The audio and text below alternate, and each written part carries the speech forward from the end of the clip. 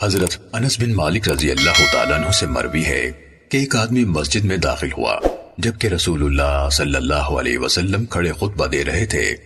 وہ رسول اللہ صلی اللہ علیہ وسلم کے سامنے آ کر کھڑا ہو گیا اور کہنے لگا، اے اللہ کے رسول، جانور مر گئے اور راستے منقطع ہو گئے، اللہ تعالیٰ سے دعا کیجئے کہ اللہ تعالیٰ ہم پر بارش برسائے۔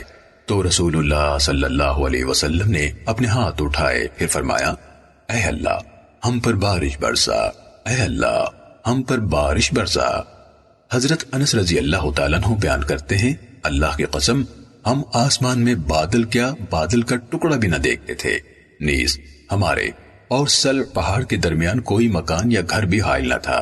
اچانک ڈھال جتنا چھوٹا سا بادل کا ٹکڑا پہاڑ کے پیچھے سے ظاہر ہوا۔ جب وہ آسمان کے درمیان میں یعنی ہمارے سروں پر آیا تو پھیل گیا اور برسنے لگا۔ حضرت انس بیان کرتے ہیں، اللہ کی قسم پھر ہم نے پورا ہفتہ یعنی 7 دن سورج نہیں دیکھا۔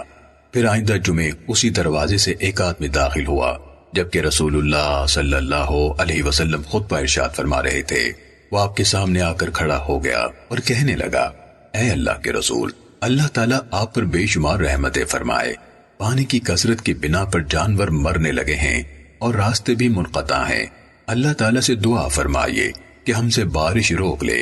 تو رسول اللہ صلی اللہ علیہ وسلم نے اپنے ہاتھ اٹھائے اور فرمایا، اے اللہ ہمارے ارد گرد بارش برسا، ہم پر نہ برسا، اے اللہ ٹیلوں پر، تودوں پر، وادیوں کے نشیب اور جبلات میں بارش برسا۔